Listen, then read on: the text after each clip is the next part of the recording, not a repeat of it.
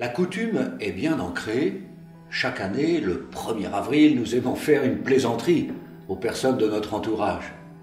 Même les médias racontent des canulars de telle façon que l'on pourrait y croire.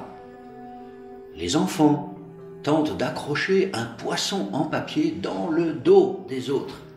Et quel exploit quand c'est dans le dos de la maîtresse à l'école. Chacun se prête au jeu.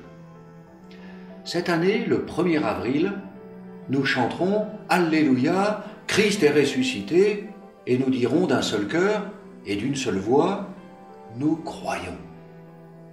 Même si pour beaucoup de nos contemporains, il s'agit d'un poisson d'avril, d'une invention, d'une blague, d'un rêve ou d'une croyance dépassée, c'est pour nous le cœur de la foi.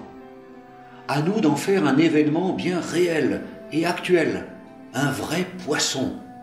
En grec, cela s'écrit « ictus », avec chacune des lettres de ce mot, iota, chi, theta, upsilon et sigma, on fait un acrostiche.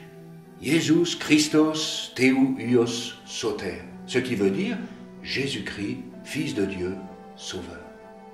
Le poisson est vite devenu dans l'histoire un signe de reconnaissance, une sorte de signature des chrétiens, tout particulièrement pendant les persécutions romaines des premiers siècles. On en trouve dessinés ou gravés dans les catacombes, par exemple.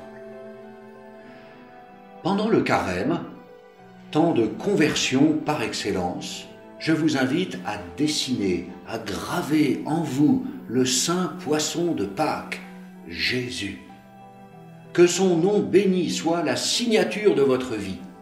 Fraternité, hospitalité, réconfort, soutien, accompagnement, générosité, paix, bonté, délicatesse, miséricorde, mais aussi conviction, proclamation, évangélisation, mission, témoignage, vérité, et encore prière, contemplation, méditation, offrande, action de grâce, intercession, louange.